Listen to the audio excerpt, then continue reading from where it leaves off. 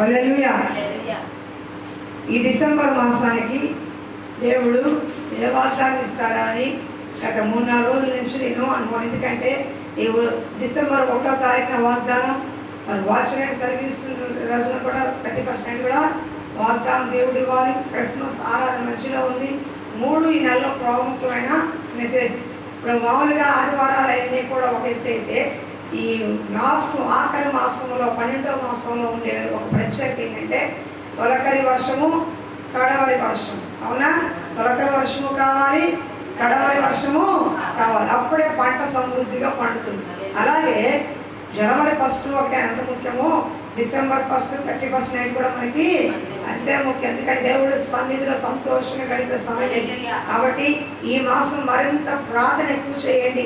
మరి ఈ సంవత్సరం చేసిన చేదు అనుభవం, నేడు చూచిన ఐగుప్తులు, ఈ సంవత్సరం చూసిన శత్రువులు మీ కుటుంబాలకి, మీ ఆత్మీయ జీవితానికి ఏది అడ్డుబండగా ఉండకూడదని ఎక్కువగా ప్రార్థనలో గడపండి.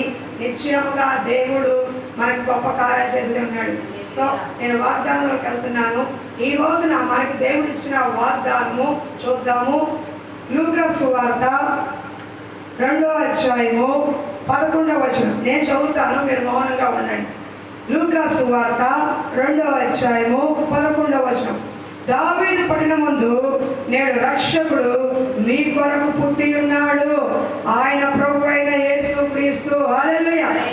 అముఖ్యంగా ప్రేమించే మా ప్రియ పరలోకపు తండ్రి, నీకు వందనాలు, స్తుతులు, స్తోత్రాలు చెల్లించుకుంటాం ప్రభువా. ఇదిగో ఈ వాగ్దానాన్ని మేము స్వతంత్రించుకుంటున్నాం ప్రభువా. వాగ్దానం చేసిన వాడు ఎంతైనా నమ్మదగిన వాడు, మాట తప్పడానికి మాలాగా నరపుట్లు కాదయ్యా.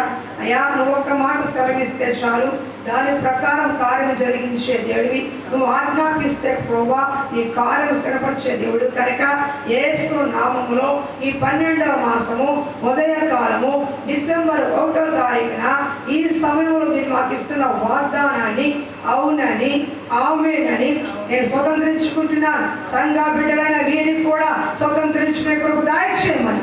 అయ్యా, నా కొరకు, మా కొరకు ఒక రక్షకుడిగా ఈ లోకానికి వచ్చి ఉన్నావే, అందరు బట్టి వందనాలు, స్తుతి, స్తోత్రాలు చెల్లించుకోను. రక్షకుడిగా మా కొరకు వచ్చారు. అనేక మంది రక్షకుడిగా మా ముందు నుంచి నడిపించారు. రక్షణ ఇచ్చి మమ్మల్ని ఎంతగానో కాపాడారు. అయ్యా, ఇవి ఇచ్చిన రక్షణ బట్టి వందనాలు, స్తుతి, స్తోత్రాలు చెల్లించుకుంటూ ఈ 12వ మాసం 31వ తారీఖు వరకు నీ కృప, కాపుదల, అయ్యా నీ యొక్క రక్షణ మాకు తోడుగా ఉంచమని, నీ కాపుదల ఉంచమని, నీ అభివృద్ధి ఆశీర్వాదం మాకు తోడుగా ఉంచమని. అయ్యా, ఈ మాసంలో ఎవరు కూడా అసంతృప్తిగా ఉండకుండా యేసు నామములో సంతోషంగా ఉండే కృప దయచేయమని, ఈ వాగ్దానం నెరవేర్పుకి తగిన క్రియలు, కార్యాలు నాలో మాలో కనిపించే కృప దయచేయమని యేసు నామము తండ్రి. ఆమేన్. కాసేపు శ్రద్ధగా అమ్మమైన పెట్టి ఎక్కడ ఆలోచన పెట్టుకోకండి. ఇక్కడ లూకా సువార్తలో ఆ దేశంలో కొందరు గొర్రెల కాపరులు పొలములో ఉండి రాత్రి వేళ తమ మందను కాచుకొని చూడగా ప్రభు దూత వారి వద్దకు వచ్చి నిలిచారు. ప్రభు మహిమ వారి చుట్టూ ప్రకాశించినందున వారు మిక్కిలి భయపడి, అయితే ఆ దూత భయపడకుడి, ఇదిగో ప్రజలందరికీ కలగబోవు మహా సంతోషకరమైన సువార్తమానము నేను మీకు తెలియజేస్తున్నాను. దావీదు పట్టణమందు నేడు రక్షకుడు మీ కొరకు పుట్టి ఉన్నాడు, ఆయన ప్రభు అయిన యేసు క్రీస్తు. హల్లెలూయా. సహజంగా ఈ మాటలు క్రిస్మస్ చెప్తారు చాలా మంది. క్రిస్మస్కి చాలా మంది మీ కొరకు రక్షకుడు పుట్టాడు, మీ కొరకు యేసుక్రీస్తు పుట్టాడు, మీ కొరకు లోక రాముడు పుట్టాడని చాలా మంది మనము కూడా మెసేజ్ చెప్పుకుంటాం. కానీ ఈ నెల వాగ్దానము నిజంగానే మన కొరకు రక్షకుడు పుట్టి ఉన్నాడు. కానీ ఈ మాటలో రక్షకుడు అన్న పదాన్ని ఆధారంగా చేసుకొని ఈ నెల మనకు దేవుడు వాగ్దానము ఏమిస్తున్నాడో తెలుసుకుందాం. ఈయనెవరు? ఈ లోకాన్ని రక్షించడానికి వచ్చిన రక్షకుడు. మీకు ఎప్పుడంతా గుర్తుందా? ఇదివరకు పాత కాలంలో కానిస్టేబుల్ టోపీ పెట్టుకుని సినిమా పాస్ సినిమాలు టిక్కర్లు వేసుకుని తింటేవాళ్ళు. ఇప్పుడంటే ఎస్ఐకి కానిస్టేబుల్ తేడా తెలియదు అట్లా ఉన్నారు. కానీ వాళ్ళు ఏమన్నా తెలుసా, రక్షక భటులు అనేవాళ్ళు. విన్నారు ఈ పేరు ఎప్పుడన్నా? కానిస్టేబుల్ ఇప్పుడు అంటున్నారు. అప్పట్లో వాళ్ళని రక్షక భటులు అంటే రక్షించేవాడు, కాపాడేవాడు, శత్రువుల నుంచి కానీ అవునా అనేక క్రియలు కార్యాల నుంచి కాపాడేవాడు ఎవరంటే రక్షక భటులు అనేవాడు. పోలీసు వాళ్ళు ఏమంటారు? రక్షక భటులు అంటారు. ఇప్పుడంటే ఆ పదం వాడట్లేదు, కానీ అసలు వాళ్ళకున్న పదం అచ్చగలి చెప్పండి. వాళ్ళు ఎవరు? రక్షక భటులు. కానిస్టేబుల్, హెడ్ కానిస్టేబుల్ కాదు, రక్షక భటులు అంటారు. అంటే చట్టాన్ని న్యాయాన్ని రక్షించేవారే ఒక రక్షక భటులు. ఇప్పుడు బోర్డర్లో ఉన్నారు, బోర్డర్లో ఎంత యుద్ధాలు చేస్తున్నారు, వాళ్ళు కూడా దేశాన్ని రక్షించే రక్షకులు.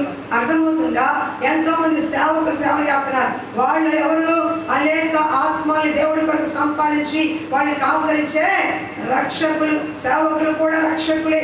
కానీ వీటన్నిటికంటే అతీతమైన వారు, వీటన్నిటికంటే గొప్పవాడు, వీటి ఎవరు కూడా చేయలేని ఒక గొప్ప రక్షకుడు ఎవరంటే ఆయన ప్రభువు అయిన యేసుక్రీస్తు. ఎందుకు తెలుసా? దావీదు పట్టణమందు మీ కొరకు రక్షకుడు పుట్టాడు. ఎవరి కొరకు? నా కొరకు, మీ కొరకు రక్షకుడు పుట్టాడు. రక్షకుడు పుట్టితే మనకేంటి ఉపయోగం? ఎందుకంటే అనేక మంది ప్రవక్తలు, ప్రాక్టికల్గా చెప్పుకుంటూ వెళ్ళిపోతున్నాను, అనేక మంది ప్రవక్తలు ఇగో పాపములను విడిపించడానికి, శాపగ్రస్తులను విడిపించడానికి ఇగో ఒక దేవదేవుడు కుమారుడిగా వస్తాడు అని ఎన్నో సంవత్సరాలు ప్రవచించారు. మీకా ప్రవచించాడు, యెషయా ప్రవచించాడు. అర్థమవుతుందా? రక్షకుడు వస్తాడు, రక్షకుడు వస్తాడు. ఎందుకని? పాపముల నుంచి విడిపించడానికి, శాపగ్రస్తమైన బ్రతుకు నుంచి విడిపించడానికి. ఎంత కాలం ఉన్నా అయ్యో, ఎంత కాలమున్న దుఃఖముతో వేదనతో ఉన్న బ్రతుకులు మార్చడానికి, చీకటిలో అంధకారంలో వ్యసనాలతో పట్టి ఎన్నో భయంకర క్రియలు కార్యాలతో ఉన్న వారికి రక్షించడానికి ఈ లోక రక్షకుడు ఒకే ఒక్కడు, ఆయనే ప్రభువైన యేసుక్రీస్తు. ఎన్నో నన్ను రక్షించువాడు, నీ పాపములు నా పాపం రక్షించువాడు ఎవరు? యేసుక్రీస్తు. ఈ రోజున ఉదయకాలం మన మధ్యకి రక్షకుడిగా వచ్చి ఉన్నాడు. సోదరి కాదు, డిసెంబర్ 1 రోజునే నీ కుటుంబానికి రక్షకుడిగా దేవుడు వస్తున్నాడు. వెళ్ళేటప్పుడు రక్షకుడిని పట్టుకుని తీసుకెళ్ళు, నీ కుటుంబం రక్షణ వస్తుంది. రక్షణ రావాలంటే ఏం చేయాలి? రక్షకుడు మీ ఇంట్లో ఉండాలి. దావీదు పట్ల నేడు మీ కొరకు రక్షకుడు పుట్టి ఉన్నాడు అన్నాడు. ఆయన చేసే పని ఏంటో తెలుసా? రక్షకుడు పుడితే మాకేంటండి లాభం అంటే, ఆయన మొట్టమొదటిగా ఈ లోకానికి వచ్చింది ఎన్నో నన్ను పాపము నుండి విడిపించడానికి, నిన్ను నన్ను శాపగ్రస్తం నుంచి విడిపించడానికి. గుర్తుపెట్టుకోండి, ఈ లోకంలో ఎంత మంచివారిగా ఉన్నా, ఎంత నీతిమంతిగా బ్రతికినా ఎవరు కూడా పాపాలు తీసే శక్తి లేదు. ఎవరికి కూడా పాపాన్ని తీసే శక్తి లేదు. ఎదురు సేవకులైనా సరే, ఎంత పెద్ద గొప్ప సేవకులైనా, కోట్ల మంది చెప్పే సేవకులైనా సరే, పాపాన్ని పోగొట్టే శక్తి ప్రపంచంలో ఎవరికి లేదు. డబ్బు ద్వారా పోగొట్టేది కాదు, వెండి బంగారంతో పోగొట్టేది కాదు.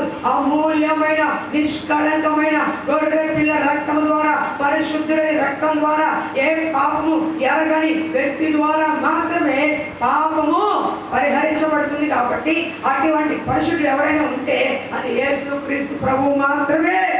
నేను పరిశుద్ధి కనుక మీరు కూడా పరిశుద్ధంగా ఉండి, నాలో పాపం ఉందని ఎవరు నా మీద స్థాపించగలరని ఛాలెంజ్ చేశారు. చెప్పగలరా ఆయన పాపం ఉందని? ఎన్నో డిబేట్లు పెడుతున్నారు, అది ఇది అని, కానీ ఎవరు నిరూపించలేకపోతున్నారు. నాలో పాపం ఉందని మీరు ఎవరైనా చెప్పగలరని ఛాలెంజ్ చేశాడు దేవుడు. కానీ ఎవరు కూడా ఇప్పటి వరకు నిరూపించలేక. ఎందుకో తెలుసా? ఆయన పాపము లేనివాడు, పాపరహితుడు, పాపాన్నే చూడనివాడు. అటువంటి వ్యక్తి యొక్క రక్తము మనకి రక్షణ ఇస్తుంది. ఆయన మన కొరకు పుట్టింది మన పాపము క్షమించబడడానికి. ఈ రోజున మీ కుటుంబాలు కానీ ఇంతమంది ఎంతో మంది లోకంలో బహు భయంకరంగా జీవిస్తున్నారు. వాళ్ళ పాపం పోవాలి అంటే, వాళ్ళ శాపగ్రస్తం పోవాలి అంటే, వాళ్ళకున్న వ్యసనాలు, బంధకాలు తొలగించబడాలంటే రక్షకుడిగా యేసు ప్రభు మన ఇంట్లో ఉండాలి. రక్షకుడిగా నీ హృదయంలో ఆయన ఉండాలి. లేదు అంటే ఆ బంధకాల నుంచి విడిపించబడం, ఆ పాపం నుంచి మనము ఎప్పటికీ విడిపించబడం. ఎప్పుడైతే నేను పాపిని ప్రభువా, ఇగో నా భర్త పాపములు, నా పాపములను ఒప్పుకుంటావో అప్పుడు రక్షకుడిగా ఆయన నీ ఇంట్లో ఉంటాడు. జక్కయ్య యేసు ప్రభుని చూడాలనుకుని చెట్టెక్కాడు. ఏమనుకోలా, ఆయన ఎట్లా ఉంటాడు అందరూ చెప్పుకుంటున్నారుగా, ఒక్కసారి చూద్దామని చూడాలన్న మనసుతోనే చెట్టెక్కిన జక్కయ్యని యేసుక్రీస్తు ప్రభు వారు చూసి, జక్కయ్య నేడు నీ ఇంటికి రక్షణ వచ్చి నువ్వు రా అన్నాడు. ఏమన్నాడు అంటే, ఎప్పుడైతే నీ హృదయము దేవుడిని చూడాలనిపిస్తుందో, దేవుడి కొరకు ఆసక్తి కలిగి ఉండదో అప్పుడు నీ ఇంటికి రక్షణ వస్తుంది. అంతేకాని మందిరానికి వచ్చామా పోయామా చేసామనుకుంటే కాదు. నీ ఆసక్తిని బట్టి జక్కయ్యకి ఆసక్తి ఉంది. జక్కయ్య ఏమి ఆ జక్కయ్య అల్లుడు ఒక సుంకరి, సాక్ష్యం లేనివాడు, కానీ అతని మనసులో కోరిక ఒకటే, యేసు ప్రభుని చూడాలి, యేసయ్యను చూడాలని. అంత పాపాత్ముడే కోరుకుంటే మందిరానికి వచ్చిన నువ్వు, ఏళ్ల తరబడి ఉంటున్నా నువ్వు, ఎన్నో ఏళ్ల నుంచి నేను వస్తున్నాను, నాకు మా పిల్లలు వస్తుంది, మా ఆయన రాడు, మా ఆయన వస్తే భార్య రాదు, పిల్లలు రాదు, అమ్మ నాన్న రాదు. ఎందుకని? చూడాలన్న ఆసక్తి నీకు అంతగా లేదు. ఒక్క పాపములో పుట్టి పాప కార్యాలు చేస్తున్న సుంకరి అయినా జక్కయ్యకే, అంటే అదే సుంకం గుర్తాడైనా కన్స్ట్రక్టర్ జక్కయ్యకే చూడాలన్న ఆసక్తి కలిగి ఉన్నాకే రా నీ ఇంటికి నేను వస్తానంటే, మరి ఎంతకాలం మందిరానికి వస్తున్నావే, ఎంతకాలం ప్రార్థన చేయాలి? నీటికి ఎందుకు రాట్లా దేవుడు? ఎందుకంటే నీకు ఆసక్తి లేదు కాబట్టి. రావటం లేదు, ఆసక్తి లేదు. ఎప్పుడైనా ప్రార్థన ఆసక్తిగా చెయ్యాలి. ప్రభువా, నువ్వు నా ఇంటికి వస్తే తప్ప నాకు విడుదల లేదు, నువ్వు నా జీవితంలోకి వస్తే తప్ప నాకు రక్షణ లేదయ్యా అని ఆసక్తిగా ప్రార్థన చెయ్యాలి. అర్థమవుతుందా? ఆసక్తిగా అంటే మీకు అర్థమయ్యేది చెప్తా. ఎవరైనా బాగా బంధువులు మీకు ఇష్టమైన చుట్టాలనుకోండి, అవునా, బాగా మీకు వాళ్ళంటే బాగా ప్రేమ అనుకోండి, మా ఇంటికి రండి, మా ఇంటికి భోజనానికి పిలుస్తాం లేదా? ఆసక్తిగా పిలుస్తాం, అవునా? మీరు తప్పకుండా రావాలండి. మీరు రాకపోతే ఊరుకోనండి, అవునా? మీరు భోజనం పెట్టినా పెట్టకపోయినా నేను ఒక్కొక్క ఇంటికి గట్టిగా అరే మీరు తప్పకుండా రావాల్సింది వచ్చింది, అవునా కదా? ఎందుకంటే ఆసక్తి అది. మీరు మందిరంలోకి వస్తే దీవించబడతారేమో, మందిరంలోకి వస్తే దేవుడు ఏదైనా మాట చెప్తాడేమో, మందిరంలోకి వస్తే దేవుడు ఏదైనా మీకు గొప్ప కార్యం చేసి సాక్షిగా ఉంటారేమో, మీకు దేవుడు రక్షిస్తారని నా ఆసక్తి ఏంటి? మా లేకండి టైం పోతుంది, లేకండి మందిరానికి లేకండి, మా పక్కన ఎదుర్కొన్నప్పుడు ఆసక్తి రాదు. అనాసక్తి అంటే మందిరంలోకి రావాలి. ఎందుకు? మనం ప్రేమించాలి, బిడ్డలందరూ మందిరం రావాలని అనుకుంటారు. అలాగే మీరు కూడా ఆసక్తిగా ప్రార్థన చేయాలి. మామూలుగా చేస్తే సరిపోదు, నిశ్చయముగా తప్పకుండా నాకు రక్షణ దొరకాలి ప్రభువా అని ఆసక్తిగా ప్రార్థన చేస్తే మీ ఇంటికి రక్షణ వస్తుంది. ఈ డిసెంబర్ మాసంలో అడగండి, ఆయన రక్షకుడు మీ ఇంట్లో పుడతాడు. అర్థమవుతుందా? ఏలియా ఆసక్తిగా ప్రార్థన చేస్తే 3.5 సంవత్సరాలు వర్షం పడలేదంట. ఏలియా మన వంటి స్వభావం అన్నాడే, మనలాంటి ముక్కు కాళ్ళు చదువు అనే ఉన్నవాడే, ప్రత్యేకమైన లేవు. కానీ ఏలియా మన వంటి మనుష్య స్వభావం కలిగిన వాడే. కానీ ఆసక్తిగా ప్రార్థన చేస్తే 3.5 సంవత్సరాలు వర్షం పడలా. మళ్ళా 3.5 సంవత్సరాల తర్వాత ప్రార్థన చేస్తే వర్షం పడింది. ఒక మనిషి యొక్క ఆసక్తి ప్రార్థన అంత గొప్పది, ప్రకృతిని శాసించేది. యెహోషువ ఆసక్తిగా ప్రార్థన చేశాడు, సూర్యచంద్రుని ఆపేశాడు. అర్థమవుతుందా? ఒక రోజంతా సూర్యచంద్రులు ఆగిపోయి ఎవరు ఆసక్తిగా ఇంట్లో ప్రార్థన చేస్తారో నీరసంగా సొమ్మసిలిపోయి చెయ్యాలి కాబట్టి, ఎవరు అనుకుంటారు కాబట్టి అలాంటి ప్రార్థన కాదు, అలాంటి ప్రార్థన కాదు. ఆసక్తిగా నువ్వు ఇస్తే తప్ప, నువ్వు చూస్తే తప్ప, నువ్వు రక్షకుడుగా నా ఇంట్లో ఉంటే తప్ప నాకు విడుదల లేదు, నాకు సంతోషం లేదు, నాకు సమాధానం లేదని కన్నీటితో ఆయన పాదాలు ఆసక్తిగా నువ్వు పట్టుకుంటే రక్షకుడుగా ఈ రోజు ముందు ఇంట్లో ఉంటాడు ఆయన. హల్లెలూయా. కాబట్టి తెలియకపోతే ఆసక్తిగా ప్రార్థన చేయండి. మనకి ఏదైనా ఇష్టమైన వంటలు పెడితే ఆసక్తిగా ఎలా తింటాం? నీకు ఏదైనా ఇష్టం అనుకో, పరమాన్నమో పులిహోర ఏదైనా ఇష్టం అనుకో, చికెన్ జాయింట్ పెట్టాలనుకోండి, ఆసక్తిగా తింటామా లేదా? చక్కగా ఒక్కొక్క ముక్కకి టేస్ట్ నోరు చప్పరించుకుంటూ మరి తింటాం, టేస్ట్ చూస్తుంది. అలాగే ప్రార్థన కూడా ఆసక్తిగా చెయ్యాలి. యేసు ప్రభు ఈ లోకానికి వచ్చింది సర్వ మానవాళి పాపముల విడుదల కొరకు, పాపములో ఉన్న వాడిని రక్షించడానికి. ఆయన వచ్చిన పని ఏంటో తెలుసా? ఆయన ఎందుకు వచ్చాడో తెలుసా? యెషయా 61 చూడమ్మా, యెషయా 61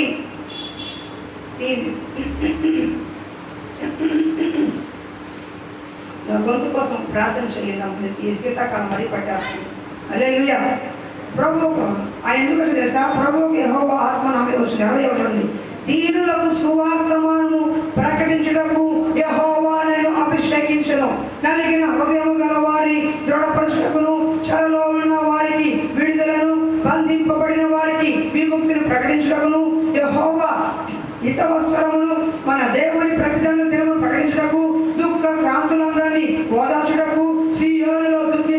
వచ్చి ఉల్లాస వస్త్రం ధరించుటకు, బూడిదకు ప్రతిగా పూదండను, దుఃఖములకు ప్రతిగా ఆనంద తైలమును, భారభరిత ఆత్మకు ప్రతిగా స్తుతి వస్త్రమును, యెహోవా స్తుతి వస్త్రమును వారికి ఇచ్చుటకు ఆయన నన్ను పంపి ఉన్నాడు. హల్లెలూయా. యేసుక్రీస్తు ఈ లోకానికి వచ్చింది, సర్వ మానవ రక్షకుడిగా వచ్చింది. గుర్తుపెట్టుకోండి, రక్షకుడిగా ఆయన పుట్టింది ఈ లోక మానవాళి, సర్వ మానవాళి పాపములు క్షమించబడటానికి, పాపములు శాపగ్రస్త జీవితాన్ని తీసేయడానికి, దుఃఖములో ఉన్న వారికి సంతోషాన్ని ఇవ్వడానికి, అవమానంతో బూడిద పూసుకున్న వారికి ఘనతనే పూదండ ఇవ్వడానికి, బూడిదలో అంటే దుఃఖంతో వేదంతో కుడికిన హృదయానికి ఉన్న వారికి ఆయన మరి సంతోష వస్త్రాన్ని, మరి అంతమాత్రమే కాకుండా ఒక గొప్ప ఘనత ఇచ్చేవాడు. చీకటిలో ఉన్న వారికి, అంధకార క్రియలతో ఉన్న వారికి, ఎన్నోగా మరి వ్యసనాలతో ఉన్న వారిని విడిపించబడటానికి లోకానికి వచ్చాడు. ఆయన ఊరికే రాలా, ఇదిగో నేను ఇక్కడికి వచ్చాను కదా, నీకు బిల్డింగ్ ఇచ్చేస్తాను, నేను ఇక్కడికి వచ్చాను కదా, నీకు బ్యాంక్ పాస్ నింపేస్తాను, నేను వచ్చాను కదా, నువ్వు ఆ తోట కొను, ఆ పొలం కొను, ఆస్తి కొను అని ఎక్కడ కొనుక్కొని చెప్పారా? నేను వచ్చింది ఈ లోక పాపములను మోసుకొని గొర్రె పిల్లగా వచ్చాను, సర్వ మానవాళి పాపాన్ని రక్షించడానికి వచ్చాను. ఎప్పుడైతే దేవుడి రక్షణ నీ వద్దకు వస్తుందో నీ ఆశీర్వాదం నీ కాళ్ళ దగ్గరకు వస్తుంది. కొనుక్కోవడం తప్పు కాదు, కానీ చాలా మంది ఈ రోజున ఎందుకు అడిగారు అంటే సార్, ఒకప్పుడు రక్షణ సువార్తలో రండి, రక్షణ దేవుడి దగ్గర రండి, రక్షించబడి అని సువార్త సభ పెట్టేవాడు. ఇప్పుడు స్వస్థత పొందండి, ఆశీర్వాదం పొందండి, అద్భుతాలు పొందండి, 10 ఇవ్వండి, 100 తీసుకోండి, 1000 ఇవ్వండి, 1,00,000 తీసుకోండి అని మాయ మాటలు చెప్పి మోసగించే వాళ్ళ దగ్గర ఆయన ఎవరో 1000 రూపాయలు పర్సులో పెట్టుకోండి, అది 10,000 అయిపోతుందని చెప్పండి. చర్చిలో పాస్టర్ మహానుభావుడు 5 రూపాయలు పెట్టుకోండి పర్సులో, 10,000 రూపాయలు అయిపోద్ది అని ఆయన మ్యాజిక్ చేయడానికి ఎక్కడో మన బీహార్లోనే అక్కడ పాస్టర్ గారు మన వీడియోలు చూశారు. ఎంత మోసం జరుగుతుంది. దేవుడు వచ్చింది రక్షించడానికి, నీ పాపము రక్షించడానికి. ఏ బంధకాలతో ఉన్నావో, ఏ సమాధానం లేకుండా ఉన్నావో, ఏ కన్నీటితో కుటుంబం కట్టబడలేదని, భర్త మారలేదని, పిల్లలు మారలేదని, స్థితిగతులు మారలేదని ఎంత ఏడుస్తున్నావో ఆ బూడిదకు ప్రతిగా పూదండను ఘనతను నీకు ఇవ్వడానికి వచ్చాడు, దానికి వచ్చాడు. అలాని ఇల్లు పొలం కాదు కూడా తప్పేమి కాదు, వాళ్ళకి ఉంది మనకి ఇవ్వాలి. కానీ క్రైస్తవులైన మనము ఎక్కువగా ఆశించాల్సింది ఏంటి? రక్షకుడిగా ఆయన మన ఇంటికి రావాలని. ఆయన రక్షకుడిగా నీ ఇంటికి వస్తే సమస్తనికి వచ్చినట్టే. అది తెలియక ఏమంటుంది, దేవుడా నువ్వు బయటే ఉండు కానీ ఆశీర్వాదం పంపించు, ఏసయ్య నువ్వు గుమ్మం దగ్గరే ఉండు నాకు ఇల్లు ఇచ్చే, ఏసయ్య అక్కడే ఉండు నాకు కారు ఇచ్చే, ఏసయ్య నువ్వు అక్కడే ఉండు నాకు మాత్రం అన్నీ ఇచ్చే.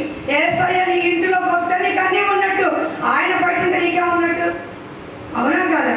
చిన్న స్టోరీ చెప్తా బాగానే, లేట్ అయినా మనం కూర్చోండి. ఒక అరుగు మీద ముగ్గురు దేవతలు కూర్చున్నారంట, దేవతలు ముగ్గురు కూర్చున్నారంట. ఆ ఇంట్లో వాళ్ళు వచ్చారు, వచ్చి ముగ్గురు దేవతలు పిలిచారు, అమ్మ మీరు మా ఇంటికి వచ్చి ఆహారం తినండి అంటే ఆ అందంట, మా ముగ్గురులో ఎవరో ఒకళ్ళే వస్తాం, నా పేరు ప్రేమ, వినండి, నా పేరు విజయం, నా పేరు ధనం. అర్థమవుతుందా? ప్రేమ, విజయము, ధనం. ఈ ముగ్గురులో ఎవరు రావాలో కోరుకోండి, మేము ఎవరో ఒకరు వస్తానంట. ఇంట్లోకి వెళ్ళారు భార్య భర్తలు, అమ్మ మనకి డబ్బు లేదు కదా, ధనానికి ఇద్దాం అంట. భర్త అన్నాడంట, లేదు మనకి విజయం ఉంటే మన ఇల్లు అంతా బాగుండాలంట. కానీ భార్య అన్నట, ప్రేమను పిలుద్దామని, మన ఇంట్లో ప్రేమ తక్కువగా ఉంది కదా అని మొత్తానికి భార్య మాట విని బయటకు వచ్చి, మీరు ప్రేమ అంటే ఎవరండి? వాళ్ళు తప్పకుండా రండి అంట. వెంటనే ప్రేమ రాగానే వెనకాల విజయం వచ్చింది, వెనకాల ధనం వచ్చింది. ఆయన అప్పుడు అడిగారంట, ఏంటండి మీరు ఒక్కళ్ళే వస్తారు ముగ్గురు వచ్చారంటే, ఎక్కడ ప్రేమ ఉంటుందో అక్కడ విజయం ఉంటుంది, ఎక్కడ ప్రేమ ఉంటుందో అక్కడ ఆశీర్వాదం ఉంటుంది, ఎక్కడ ప్రేమ ఉంటుందో అక్కడ సమస్తం ఉంటుంది. ఎందుకంటే ప్రేమ గుర్తు ఎవరో యేసయ్య. యేసయ్య ఉన్న నీ ఇంట ఆశీర్వాదం ఉంటుంది, యేసయ్య రక్షకుడిగా నీ ఇంట ఉంటే విజయం ఉంటుంది, యేసయ్య రక్షకుడిగా నీతో ఉంటే సమస్త కార్యాలు ఆయన చేస్తాడు. ఇది మర్చిపోయి అల్పమైన దానికి, స్వల్పమైన దానికి, మట్టికి, నీటికి, అన్నిటికి పరిగెత్తుకుని పోతున్నారు. అది కాదు, రక్షకుడిగా ఆయన నీ ఇంట్లోకి రావాలని కోరుకోండి. మొట్టమొదటిగా దేవుడి నాకు ఇచ్చిన వాగ్దానం, రక్షకుడిగా నేడు మీ ఇంట్లో నేను పుట్టబోతున్నాను. ఒకవేళ మీ ఇంట్లో రక్షించబడలేదా, మారు మనసు లేదా, ఇంకా రక్షణ పొందలేదా, భయపడకు. ఈ నెల నీకు ఇస్తున్న వాగ్దానం మొట్టమొదటి వాగ్దానంలో ఉంది మాట, రక్షకుడిగా నేను నీ ఇంట ఉండబోతున్నాను. హల్లెలూయా. నీ బంధువులకి, నీ ఇంటి వారికి, నీ రక్త సంబంధికి రక్షణ ఇవ్వబోతున్నాను. హల్లెలూయా. రెండోది, ఆయన రక్షకుడిగా మన ఇంటికి వస్తే మనలో పాపములను తొలగించబడి శాంతి సమాధానంతో ఆశ్రయించబడిన వారంగా అవుతాం. అర్థమవుతుందా? రెండో వ్యక్తి న్యాయాధిపతులు. రెండో మాట న్యాయాధిపతులు 3వ అధ్యాయము 9వ వచనం. న్యాయాధిపతులు. ఇశ్రాయేలీయులు యెహోవాకు మొరపెట్టగా యెహోవా కాలేబు తమ్ముడైన కనాసు యొక్క కుమారుడు ఒత్నీయేలును రక్షకునిగా ఇశ్రాయేలు కొరకు నియమించి వారిని రక్షించెను. హల్లెలూయా. ఇక్కడ రెండో మాట చూడండి అమ్మా. ఇశ్రాయేలు యెహోవాకు మొరపెట్టగా యెహోవా కాలేబు తమ్ముడైన కనాసు యొక్క కుమారుడు ఒత్నీయేలును రక్షకునిగా ఇశ్రాయేలు కొరకు నియమించి వారి రక్షణ.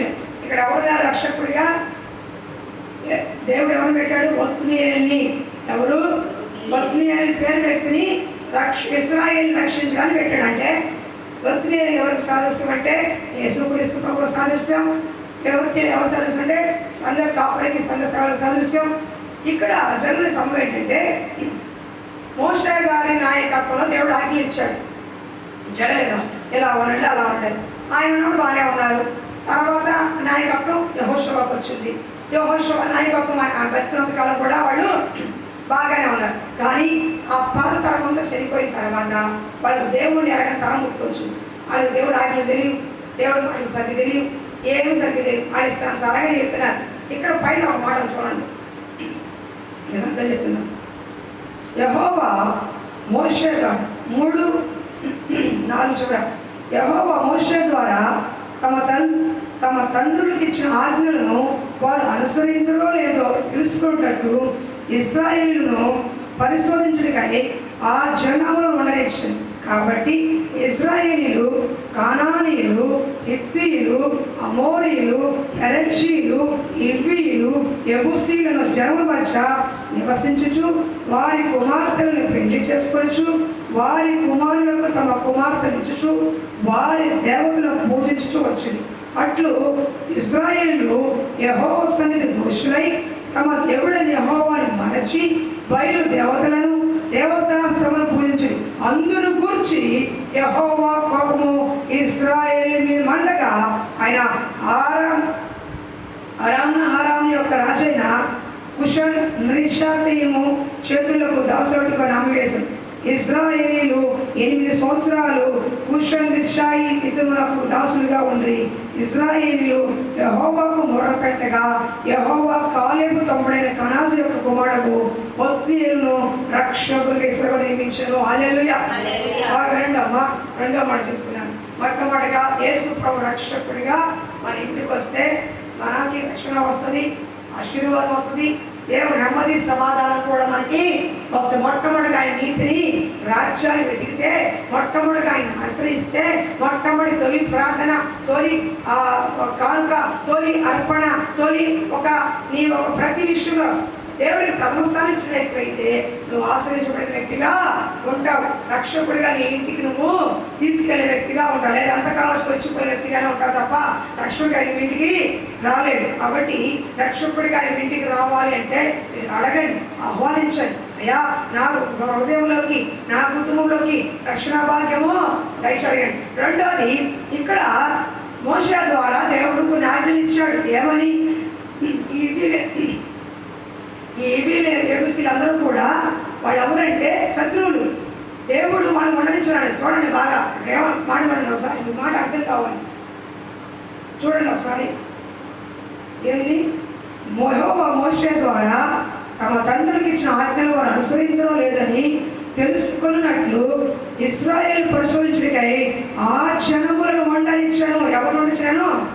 శత్రువులను వినడమ్మా, ఇశ్రాయేలు మధ్య శత్రువులు ఉండనిచ్చాడు దేవుడే. ఎందుకని? ఈ పక్కన క్రైస్తవ బిడ్డ వరకు ఈ పక్కన అన్యులు ఉంటారు, సుంకర్లు ఉంటారు, అన్యులు ఉంటారు, పరిశ్రమలు ఉంటారు, ఎంతో మంది దుర్మార్గులు దుష్టులు ఉంటారు. ఎందుకు వారి మధ్య ఉండిచ్చారు? అమ్మో ఎంత పేటలో, అమ్మో ఎంత ఘోరంగా, ఎంత దుర్మార్గంగా ఉన్నారే, వీళ్ళ మధ్య నేను ఎందుకు ఉండాలి, ఇక్కడ మేము ఎందుకు ఉండాలనుకుంటామే. ఒక క్రైస్తవుడు ఎవరైతే ఆత్మీయంగా ఫలిస్తారో, ఫలించాలంటే ఫలములు లేని వారి మధ్య ఉండాలి. ఫలించాలి అంటే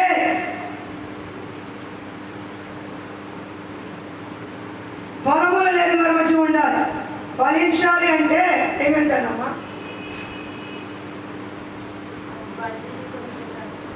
సరే, ప్రార్థన చేసి ఇంటికి సాయంకాలం, ప్రార్థన చేసి ఇంటికి వెళ్ళి సాయంకాలం. ఫలించాలి అంటే ఫలములు లేని వారి మధ్య ఉండాలి.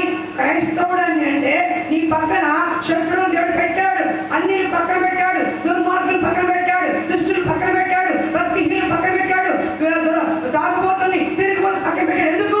వారి మధ్యలో ఫలించడానికి, అంతేకాని వారితో కలిసిపోవడానికి కాదు. నీవు దేవుడిచ్చిన ఆజ్ఞలను, దేవుడిచ్చిన వాక్యాన్ని వాళ్ళకు చూపించడానికి నేను అక్కడ పెట్టాడు, అంతేగాని వాళ్ళతో కలిసిపోవడానికి కాదు. దేవుడు ఏం చెప్పాడు ఇక్కడ? వాళ్ళని వండనిచ్చింది ఎవరమ్మా? దేవుడే కదా. ఆ శత్రువును తీసేది ఎవరు? దేవుడే. కానీ ఎందుకు వండనిచ్చాడు? వారి మధ్య వీళ్ళు ఎలా ఉంటారు. కానీ వీళ్ళు ఏం చేశారు? వారి కుమారులకి పెళ్లి చేసుకోకూడదని దేవుడిచ్చిన ఆజ్ఞను మరచి వాళ్ళతో 1000 మంది వారి కుమారులు పెళ్లి చేసుకుని వారి దేవతలకు తిరిగిపోయి పూజలు చేసి నమస్కారం చేసి విగ్రహం పెట్టి తెలిసి దేవుడికి కోపం తెప్పించే కార్యాలు చేశారు. ఎందుకని? దేవుడు ఎదురుగా ఒక వ్యక్తిని పెట్టాడు అంటే నిన్ను శోధించడానికే. నీ పక్కన ఒక నీ పక్కన కొంతమంది పొడుస్తున్నారంటే నిన్ను శోధించడానికే. ఎందుకంటే ఫలములు లేని వారి మధ్య నువ్వు ఫలించాలి. ఇప్పుడు 10 రోడ్డు మీద నడుస్తున్న 10 చెట్లు ఉన్నాయి. 10 చెట్లు ఎండిపోయినాయి అనుకో, ఒక చెట్టు పచ్చగా ఉందనుకో, ఏం చేస్తారు? ఎవరు చూస్తారు? ఏం చూస్తారు? 10 చెట్లు ఉన్నాయి రౌండ్గా, ఎండిపోయిన చెట్లు చూస్తారా, పచ్చగా చెట్లు ఇస్తారా? అలాగే దుర్మార్గులు చుట్టుపక్కల ఉన్నప్పటికీ, అన్యుల చుట్టుపక్కల ఉన్నప్పటికీ, భక్తిహీనుల చుట్టుపక్కల ఉన్నప్పటికీ నీ భక్తి దేవుడితో సరిగ్గా ఉంటే ఆ చుట్టుపక్కల వారి మధ్య నువ్వు పచ్చగా నిలబడతావు. అర్థమవుతుందా? దేవుడిని నేను పెట్టింది పేటలో ఉంచింది, ఆ సందులో ఉంచింది, అపార్ట్మెంట్లో ఉంచింది, నీ ఆ ఒక పక్కన గృహంలో పెట్టింది. ఎందుకు తెలుసా? వారి మధ్యలో నిలబడటానికి. కానీ ఈ రోజు ఎలా జరుగుతుంది? క్రైస్తవం వాళ్ళు తిట్టిపోతులైతే తిడుతున్నారు, వాళ్ళు విగ్రహాలు పెట్టింది తినేమంటే తినేస్తున్నారు, వాళ్ళు రమ్మంటే ఎక్కడికైనా వెళ్ళిపోతున్నారు, ఎలా అప్పుడు తిరుగుతున్నారు, సాంగత్యం చేస్తున్నారు. భక్తిహీనులతో అన్యులతో సాంగత్యం చేసి దేవుడు ఆజ్ఞలని, దేవుడి వాక్యాన్ని మరచి మందిరానికి దూరమైపోయి దేవుడు ఎక్కడ పెట్టాలనుకున్నాడో ఆశీర్వాదానికి దూరమైపోతున్నారు. వాళ్ళు ఆశీర్వాదానికి దూరమైపోతున్నారు. ఫలములు లేని వారి మధ్య నువ్వు ఫలించాలంటే ఎవరి మధ్య ఉంటే తెలుస్తుంది. స్కూల్లో పిల్లలు అందరూ కూడా చక్కగా అందరూ చదివేవాళ్లే, కానీ ఫస్ట్ ర్యాంక్ వచ్చిందని ఎవరు చెప్తారు? బాగా చదివే పిల్లలు చెప్తారు. అందరూ చెప్తారా? ఏమా స్కూల్లో 50 మంది పిల్లలు ఉన్నారు, మా అబ్బాయి ఫస్ట్ ర్యాంక్ వచ్చిందండి అని అన్నారు ఒక ఎల్కేజీ పిల్లలు. ఎందుకంటారా ఫస్ట్ ర్యాంక్ ఎందుకు వస్తుంది? అక్కడ ఉన్న పిల్లలు ఒకే స్కూల్, ఒకే క్లాసు, టీచర్ ఒకటే, అని పాఠాలు ఒకటే. కానీ ఎవరైతే ఆ పాఠాన్ని శ్రద్ధగా విని మైండ్లో పెట్టుకుని ఇంటికి వెళ్ళి హోంవర్క్ చేసి టీచర్ చెప్పిన మాటలు వింటారో, శ్రద్ధగా ఉంటారో, వాడు ఎగ్జామ్లో చక్కగా బాగా రాసి పాస్ అయ్యి ఫస్ట్ క్లాస్లో వస్తారు. అవునా కాదా? అలా కాకుండా టీవీల ముందు కూర్చుని కామెంటరీ చూసుకుని పిల్లలతో గోళీ కడుగుడు ఉంటారా? అలాగే ఆత్మీయ జీవితంలో ఎవరైతే భక్తి జీవితంలో దేవుని కొరకు నిలబడతారో, దేవుని కొరకు వేరే ఉంటారో, దేవుని కొరకు ప్రత్యేకించబడతారో, దేవుని వాక్యానికి ఎవరైతే భయభక్తిగా జీవిస్తారో వారు ఆశ్రయించబడతారు. అప్పుడు నీ చుట్టుపక్కల ఉన్నవారు నిన్ను చూసి వారు దేవుడి పిల్లలు రా, వాళ్ళు ఆశ్రయించబడిన వారు రా, వాళ్ళు అభివృద్ధి పొందిన వారు రా, వాళ్ళు క్రైస్తవ బిడ్డలు రాని సాక్ష్యం కావాలి. సాక్ష్యం లేని వారి మధ్య నేను పెట్టింది సాక్షిగా ఉంటామని, అంతేగాని వాళ్ళలాగా దిక్కుమల బ్రతకడానికి కాదు, దరిద్రాలు బ్రతకడానికి కాదు. కొంతమంది చూస్తా బలంగా చేయబడతారు, అడ్డగా గురించి పెడతారు, నోటికి అడ్డు అనుకోవడదు. నిజంగా అనిపిస్తుంది ఆ నోరు ఒకసారి గుర్తెత్తకూడదు దేవుడని. ఎందుకని? నేను ఎందుకున్నావు అక్కడ?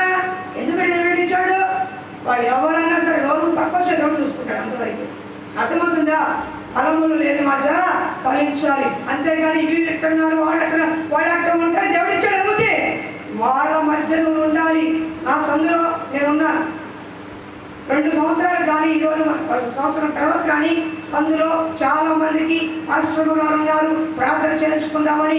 ఆ చుట్టుపక్కల అన్యులు చాలా మంది మా ఇంటి దగ్గరకు వచ్చి అడుగుతారు, పాస్టర్ గారు మా బాబు ప్రార్థన చేయి, పాస్టర్ గారు మా అమ్మాయి పెళ్లికూతురు ప్రార్థన చేయి, పాస్టర్ గారు మా అమ్మాయి కడుపుతాం. ఎందుకు అడుగుతున్నారు? వాళ్ళందరూ అన్యులే. ఎందుకంటే మన ఆత్మీయ జీవితానికి కొద్దిగా గొప్ప చూసి ఆవిడ ప్రార్థన చేస్తే మాకు మంచిది.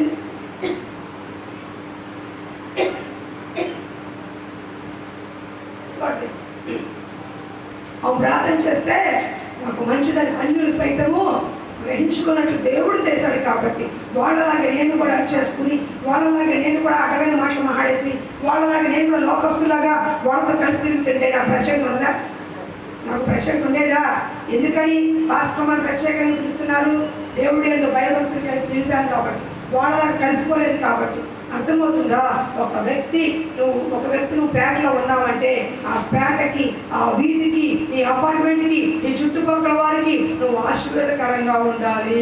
అలా ఉండకపోతే నువ్వు వాళ్ళతో పాటు కలిసిపోయి యెహోవా కోపానికి రగులుకుంటాము. అర్థమవుతుందా? దేవుడు ఏమైంది, వాళ్ళు ఏం చేశారు? వాళ్ళతో కలిసిపోయి చూడండి ఒకసారి. అట్లు ఇశ్రాయేలీయులు యెహోవా సన్నిధి దోషులై తమ దేవుడైన యెహోవాను మరచి బయలు దేవతలను దేవతా స్తంభం పూజించి ఎందును గురించి దేవుని ఆజ్ఞలు మరచి, దేవుడి కట్టడలు మరచి, ఎవరితో సాంగం చేయొద్దన్నాడో వాళ్ళకి చేస్తూ అందును గురించి వాళ్ళు దేవుడి దోషులై కనుక యెహోవా కోపము ఇశ్రాయేలు మండగా వాళ్ళని శత్రువులకు అప్పగించాడు. ఎవరు అప్పగించారు? గుర్తుపెట్టుకోండి. నేను చెప్తే మీకు ఏదో ఆషామాషిగా ఉన్నది, వాళ్ళు అలాగే చెప్తాడే పాస్టర్ గారు అన్నాడు. శాపం కాదు, దేవుడు చెప్పిన మాట అది. ఏమన్నాడు దేవుడు? ఏమంటున్నాడు? దేవుడికి ఇష్టం లేదు కళ్ళు కార్యాలు మనలో కనిపిస్తే శత్రువులకి దేవుడే అప్పగించాడా లేదా? ఉందా లేదా? అక్కడ శత్రువులకి 8 ఏళ్ళు అప్పగించాడంట. 8 ఏళ్ళు శ్రమ పెట్టి బానిసత్వంలో ఉంచి ఆయన ఎరగొడతా ఉంటే, నలగొడతా ఉంటే, శ్రమ పెడతా ఉంటే అప్పుడు దేవుడు గుర్తొచ్చి అయ్యా శ్రమ తట్టుకోలేకపోతున్నాం అని ఏడిస్తే అప్పుడు దేవుడు వారి మొర ఆలకించి జాలి చేసుకుని కనికరించి ఒత్నీయేలు అనే ఒక రక్షకుని న్యాయాధిపతిగా నిర్మించి ఒక రక్షకుని పెట్టాడు. ఎందుకని ఆ ఇశ్రాయేలు బానిసత్వంలో నుంచి, ఆ రాజు దగ్గర బానిసత్వంలో నుంచి ఒత్నీయేలు యుద్ధము చేసి తన ప్రజలు రక్షించడానికి దేవుడే ఒక రక్షకుని నియమించాడు. అతని ఒత్నీయేలు ఈ రోజున సంఘంలో సేవకులు రక్షించే వారిగా ఉన్నారు. రక్షించేవారు ఎందుకో తెలుసా? మీరు పాపములో పడకుండా, లోక కార్యంలో పడకుండా, ఇది పడకుండా ఎందుకు మీ వెనకాల వస్తాం? మీరు ఇట్లా ఉండండి, మీరు ఇట్లా చెయ్యండి, మీరు ఇట్లా ఉండండి అని ఎందుకు చెప్తే మాకు పని పట్టలేదా? మీరు అడిగిపోతే మాకెందుకు అని అనుకుంటే కాదు కదా. దేవుడు చెప్తున్నాడు. దేవుడు విరుద్ధంగా లేచినప్పుడు యెహోవాయే వారిని శ్రమ పెట్టాడు. దేవుడు వ్యతిరేకమైన క్రియలు కార్యాలు చూసినప్పుడు దేవుడే వాళ్ళ శత్రువులకి అప్పగించాడు. ఆ శత్రు చేతికి చెక్కకూడదని ఎప్పటికప్పుడు మీతో అవకాశం ఉన్నంత వరకు మేము చెబుతూనే ఉంటాం. చెప్పే మాట ఎలా ఉంటుందంటే చాలా హేళనగా ఉంటుంది. చెప్పే మాట ఎలా ఉంటుంది అంటే మేము బాగానే ఉన్నాగా, మాకు జరిగిపోతుంది. కానీ ఒక రోజు వస్తుంది 8 ఏళ్ళు వాడు బానిస బ్రతికారు. 8 సంవత్సరాలు అభివృద్ధి లేదు, సంతోషం లేదు, సుఖము లేదు, కన్నీరు, దుఃఖము, వేదన, శ్రమ పడ్డాడు. అలాంటి శ్రమలో ఉన్నప్పుడు దేవుడికి మొర పెట్టాడు. అప్పుడు ఉత్తిన రక్షకులు లేపాడు. ఈ రోజున ఏ శ్రమతో నువ్వు ఉన్నావో, ఏ విధంగా దేవుని మాట వ్యతిరేకించి ఏ శ్రమ తెచ్చుకున్నావో, దేవుని వాక్యాన్ని లోపడకుండా ఏ శ్రమ తెచ్చుకున్నావో, దేవుని మాట, దేవుని సేవల మాట వినకుండా ఏ శ్రమ మీరు తెచ్చుకున్నారో వాటిలో మొర పెడితే నీ కొరకు ఒక రక్షకులు లేవు దేవుడు నియమిస్తాడు నీ ఇంట్లో. అప్పుడు ఏమవుతుందంటే నీ చుట్టూ ఉన్న శత్రువులు, విరోధమైన క్రియలు, కార్యాలు, ఇరుకు, ఇబ్బందులు, అసమాధాన క్రియలు, అప్పులు, అనారోగ్యాలు, అపనిందలు, అవమానాల శత్రువుల నుంచి దేవుడు నిన్ను విడిపిస్తాడు. రక్షకుడిగా ఆయన నీ ఇంటికి వచ్చినప్పుడు నీ కొరకు సేవకుల్ని రక్షకుడిగా నియమించి నీ మంచి చెడు చెప్పడానికి, నువ్వు వెళ్ళవలసిన మార్గం చెప్పడానికి, నీ లోకంలో ఎలా బ్రతకాలో బ్రతకూడదు చెప్పడానికి రక్షకుడిగా దేవుడికి పెట్టాడు. విడిపించాడు సేవకుల్ని. ఊరినే పెట్ల అర్థమవుతుందా? పాపంలో నుంచి, శాపగ్రస్తంలో నుంచి, లోక కార్యాల్లో నుంచి విడిపించడానికి, నువ్వు ఏ విషయంలో బాధపడుతున్నావో ఆ కార్యాల్లో నుంచి విడిపించబడడానికి నీ కొరకు ఒక ఆత్మీయ రక్షకుని లేపాడు. నీ కొరకు ఈ సంఘంలో ఒక సేవకురాలి, రక్షకురాలిగా కావాలి గట్టిగా దేవుడు సిద్ధపరిచాడు. హల్లెలూయా, హల్లెలూయా. నేను చాలా వరకు గమనిస్తున్నాను, నేను మంచి చెప్పినప్పుడు చాలా మంచి జరగడం జరిగింది, హెచ్చరించినప్పుడు అది కాలేదు. ఎందుకంటే మీరు ఈరోజు చూస్తారు, మేము రేపు కూడా చూస్తాం. అర్థమవుతుందా? దేవుడు విశ్వాసం దైవస్థాపకులకి దేవుడు ఇచ్చిన కృప ఏంటంటే మీరు ఈరోజు ఆలోచిస్తారు, కానీ దైవస్థాపకులు మీ భవిష్యత్తు కూడా ఆలోచిస్తారు. ఈరోజు ఆదివారం ఆలోచిస్తారు, కానీ వచ్చే ఆదివారం మీరు ఎలా ఉంటావు కూడా దైవస్థాపకులు ఆలోచిస్తారు. నీ నడవడిక, నీ ప్రవర్తన, నీ తీరు, నీ బుద్ధి తెలిసినప్పుడు ఎవరు ఆలోచిస్తారు? వచ్చే ఆదివారానికి ఓకే చూద్దాం. అర్థమవుతుందా? అందుకే విశ్వాసానికి సేవ తేడండి. మీరు ఆలోచించేది మీ సైడ్, కానీ సేవకులు ఆలోచించేది సంఘం అంతా కలిసి ఆలోచించారు. అవునా? నువ్వు ఆలోచిస్తే నీ ఒకదానికి ఆలోచిస్తావు, నీ కుటుంబంలో ఆలోచిస్తావు, కానీ సేవకులు సంఘంలో అందరి కోసము ఆలోచించాల్సిన పని. ఎవరు అభివృద్ధి పొందుతారు, ఎవరు నాశనానికి వెళ్తున్నారు, ఎవరు బాగుంటారో, ఎవరు దూరం అయిపోతారో, ఎవరు పాడైపోతారో, ఎవరు బాగుపడతారో ఎవరు తెలుస్తుంది తెలుసా? దైవ సేవకుడికి తెలుస్తుంది. దేవుడు అబ్రహాముకి ఎక్కడ కూడా సంగతి దాచడా. అంతఃపురంలో ఉన్న మాటలు కూడా ఎలీషాకి దేవుడు నిర్మించాడు. సిరియా రాజు అంతఃపురంలో మాట్లాడుకుంటాడంట, కానీ ఎలీషాకి దేవుడు వినిపింపజేస్తాడు. అభిషేకం పొందిన సేవకులకి దేవుడు మీ రహస్యాన్ని చెబుతాడు, మీ భవిష్యత్తు కూడా చెప్తాడు. గుర్తుపెట్టుకోండి. అర్థమవుతుందా? లేకపోతే తెలుసుడు కాదు, సోదరులు కాదు. దేవుడు వాక్యాన్ని ప్రకటించేవాడు. దేవుని వాక్యానుసారంగా జీవిస్తే ఆ జీవితం ఎలా ఉంటుందో చెప్పేవారు. వాక్యానికి లోపడిపోతే ఆ జీవితాలు ఎలా పాడైపోతాయో చెప్పేవాడు. మిమ్మల్ని రక్షించుకునేవాడు ఎవరంటే రక్షకులు, సేవకులుగా ఉన్నారు. కాబట్టి వారి మాటకి లోబడి మీరు మా మంచిగా నాకు అనుకున్నప్పుడు మీరు జ్ఞాపకం చేసుకోండి. టైం 6ంటికి అనుకుంటే గంట లేటుగా వచ్చాం. ఇంకోసారి ఇంత లేటుగా వస్తే మందిరంలో సాయంకాలం అంటే టైం గంటలో రావాలి. దేవుడు సమయం ఇచ్చినప్పుడు సమయానికి రావాలి.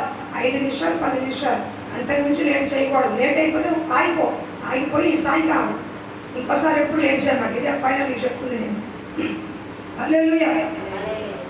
ఒక సమయం దేవుడికి మీరు వచ్చే సమయాన్ని బట్టి దేవుడిని మీరు ఎంత ప్రేమిస్తున్నారో అర్థమవుతుందా? మీరు ఇచ్చే సమయాన్ని బట్టే దేవుడి యొక్క భయభక్తులు ఎంత ఉన్నాయో, మీరు ఎంత ప్రేమిస్తున్నారో మాకు అర్థమవుతుంది. అది గుర్తుపెట్టుకోండి. అయితే ఏమవుతుంది ఇక్కడ? రక్షకుడికి లేచి ఉత్తీర్ణ ఏం చేశాడు తెలుసా? ఇశ్రాయేల్ పక్షాన శత్రువులతో యుద్ధం చేసి ఇశ్రాయేల్ ప్రజల్ని మా బానిసత్వంలో నుంచి విడిపించాడు. ఈ రోజున యేసు ప్రభువారు రక్షకుడిగా వచ్చింది బానిస బ్రతుకులో ఉన్న నేను విడిపించడానికి. త్రాగుడు అనే బానిస, విషయాలు అనే బానిస, ధనాపేక్ష అనే బానిస, ఇంకా ఎన్ని వ్యసనాలు ఉన్నాయో, గుట్కా, ఖైనీ, పాన్పరాలు ఎన్ని వ్యసనాలు ఉన్నాయో, అమ్మాయి ఏదైనా సరే ఆ వ్యసనాల నుంచి, ఆ బానిస బ్రతుకు నుంచి నేను విడిపించడానికి ఒక రక్షకుడిని నియమించాడు. రక్షకుడిగా ఆయన వచ్చి ఉన్నాడు.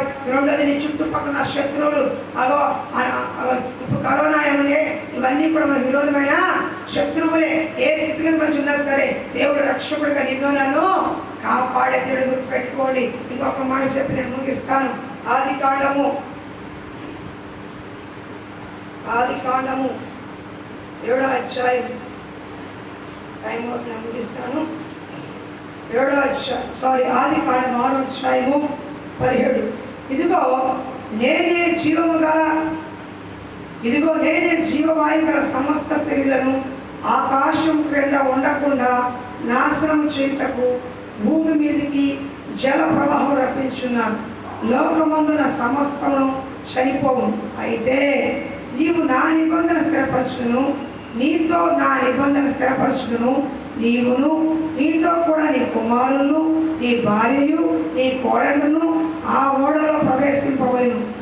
మరియు హల్లెలూయా. ఇక్కడ దేవుని వాక్యం ఏం చెప్తుందంటే నోవహుతో మాట్లాడుతున్నాడు. ఏంటి అర్థమవుతుందా? ఫస్ట్ రక్షకుడిగా ఆయన మనతో ఉంటే మన కుటుంబానికి రక్షణ, సర్వ పాపముల నుంచి మన ప్రతి పాపం నుండి బానిస బ్రతుకు నుంచి దాస్యం నుంచి మనకి ఇచ్చే రక్షకుడిగా మన ఇంటికి వస్తున్నారు ఆయన, మన ఇంటికి వస్తారాయన. రెండోది, రక్షకుడిగా నీ కొరకు ఒక వ్యక్తిని లేవనెత్తాడు. ఈ లోక పాపంలో పడకుండా హెచ్చరించడానికి, బానిసలో పడకుండా హెచ్చరించడానికి, నీ పక్షాన దేవుడి పక్షాన పోరాడటానికి, శత్రువుల పక్షాన పోరాడటానికి, నీకు మంచడానికి, దేవుడితో సాతానుతో పోరాడటానికి, సాతాను క్రియలతో యుద్ధం చేయడానికి ఒక రక్షకునిగా, రక్షకురాలిగా సేవకులు నియమించి ఉన్నాడు. హల్లెలూయా. మూడోది ఏంటో తెలుసా? ఈ లోక ఉపద్రవములన్నింటిలో కూడా నిన్ను కాపాడే రక్షకుడు ఆయన.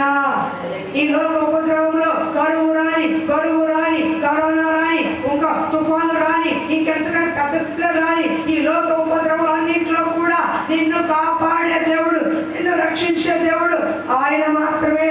నోవాహు జలప్రళయము వస్తుందని చెప్పాడు. అంతమంది నోవాహు ఎప్పుడు కూడా వర్షం కూడా చూడాలి, ఒక వర్షం చొప్పు కూడా చూడాల. కానీ దేవుడు చెప్పిన మాటకి లోబడి ఓడ తయారు చేసుకో అంటే, నీ కొరకు, నీ ఇంటి వారి కొరకు ఓడ తయారు చేసుకో అన్నాడు. ఓడ సిద్ధం చేసుకోనంటే, ఓడ రక్షణ అనే ఓడ యేసుక్రీస్తుతో నీకున్న సహవాసం సిద్ధపరచుకుంటే నువ్వు కాపాడబడతావు. ఎందుకని? ఈ భూలోకం అంతా ఏమైందంట?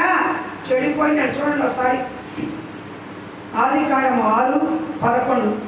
భూలోకము దేవుని చెడిపోయి ఉండేది, భూలోకము బలత్కారంతో నిండి ఉండేను. దేవుడు భూలోకము చూసినప్పుడు అది చెడిపోయి ఉండేను. భూమి మీద సమస్త శరీరులు తమ మార్గమును చెరిపి వేసుకుని. మీకు అర్థమవుతుందా? ఈ భూలోకం అంతా కూడా బలత్కారముతో అనేక దుష్టక్రియలతో, దుష్ట సాంగత్యముతో చెడిపోయింది. అలాంటప్పుడు దేవుడు తట్టుకోలేక, దేవుడు ఏ ఉద్దేశంతో కుటుంబాన్ని ఇచ్చాడో, ఏ ఉద్దేశంతో జనాలు ఇచ్చాడో, ఏ ఉద్దేశంతో వ్యవస్థని అభివృద్ధి చేశాడో అవన్నీ తప్పిపోయి వాళ్ళ ఇష్టానుసారంగా పాపం చేస్తూ, ఏ మాత్రం దేవుడు భయం లేకుండా, దైవ సేవకుల భయం లేకుండా, లోక భయం లేకుండా, లెక్కలేని తరంగా లెక్కలేని తరంగా జీవిస్తున్న ఆ ప్రజలపైకి శాపాన్ని దేవుడు తీసుకొచ్చాడు. ఎట్లాగంటే, ఇదిగో ఈ భూలోకమంతా సమస్త దుర్మార్గముతో, దుష్టులతో చెడిపోయింది. ఎక్కడ చూసినా మంచి మార్గం కనిపించట్లా, ఎక్కడ చూసినా మంచి వాడు కనిపించట్లా. హింసించేవారు, త్రాగుబోతులు, వ్యభిచారులు, విగ్రహారాధికులు, బహు భయంకరంగా దేవుడికి వ్యతిరేకంగా పనిచేసేవారు, కామ క్రోధ మతమత్సరాలతో నిండిపోయిన వారు ఈ లోకంలో ఉన్నారు. కాబట్టి నేను సహించలేకపోతున్నాను. కాబట్టి ఈ తరంలో నువ్వు ఒక్కడవే, నీ కుటుంబం ఒకటే బాగుంది కాబట్టి, నీతిగా ఉన్నారు కాబట్టి నువ్వు ఒక ఓడ తయారు చేసుకుని ఆ రక్షణలో ఆ ఓడలోకి వెళ్ళిపో. నేను 40 రోజులు భూమి మీద ప్రచండ వర్షాన్ని కురిపిస్తున్నా, జలప్రాన్ని తీసుకొస్తున్నాడు. అదే ప్రభుగా వర్షం చొక్కవాడు ఎప్పుడు చూడలేదు, అంత పెద్ద వర్షం ఇస్తావా? ఈ ఓడ చేసుకుంటాను, మేము ఇంకో 7 మందే కదా, ఇంత ఓడ మాకెందుకు అని ఎక్కడ ప్రశ్నలు ఇలా చాలా మంది ఇక్కడ మాట్లాడదాం ప్రశ్నలు చేస్తారు. అది దిక్కుమాల జ్ఞానం. వినండి, దేవుడు చెప్పినట్టు నోవాహు అట్లే చేశాడు. ఏం చేశాడు? దేవుడు చెప్పిన మాట యావత్తు కూడా ఏం చెప్పాడో అదే చేశాడు. గుర్తుపెట్టి చదువు ఆ మాట, నీకే పని కోసం. దేవుడు అతని చూడమ్మ 6:22. దేవుడు అతనికి ఆజ్ఞాపించిన ప్రకారము యావత్తు చేశాడు. 7:5. తనకు యెహోవా ఆజ్ఞాపించిన ప్రకారము నోవాహు యావత్తు చేశాడా లేదా? యావత్తు అంటే ఓడ తయారు చేసుకో, చిట్టి సారకు ప్రాణం చెక్కతో తయారు చేసుకో, కిటికీ ఎక్కడ పెట్టు, దాని ఇక్కడ పెట్టు, ఈ ఓడ ఈ డోర్ ఇక్కడ పెట్టు, ఎక్కడెక్కడ ఏం చెప్పాడో దేవుడు, ఎక్కడ మెగ్గు కొట్టమన్నాడు, ఎక్కడ చెక్క కొట్టమన్నాడు, ఎక్కడ రూమ్ పెట్టమన్నాడు, ఎక్కడ బాత్రూమ్ పెట్టుకోమన్నాడు, ఎక్కడ ఆహారం పెట్టుకోమన్నాడు, ఎక్కడెక్కడ దేవుడు ఆలోచన చెప్తూ వచ్చాడు. దేవుడు చెప్పిన మాట ప్రకారం ఎదురు మాట్లాడకుండా, ఎదురు సమాధానం చెప్పకుండా, వాదించకుండా యావత్తు అట్లే చేశాడు. అందుకే నోవాహు రక్షణ ఓడలోకి రక్షించబడ్డాడు. ఎందుకో తెలుసా? ఎవరైతే దేవుని మాట, వ్యవస్థాకుల మాట ఉన్నట్లుగా గుడ్డిగా నమ్మి వారు చేస్తారో వారికి ఆశీర్వాదం. దిక్కుమాల ప్రశ్నలు ఎదవ వాదన లోక జ్ఞానం పెట్టుకునే వాళ్ళ కాదు. ఒక మాట చెప్తున్నాను 4, ఒక మాట ఇప్పుడు రామంటే గంట వస్తాం, అప్పుడు రామంటే రేపు వస్తాం, ఇప్పుడు పని చేయమంటే వారం చేస్తున్నాడు కాదు. చెప్పింది చెప్పినట్టు దేవుడు చెప్పిన పని యావత్తు ఒక్కటి కూడా తప్పిపోకుండా 120 సంవత్సరాల్లో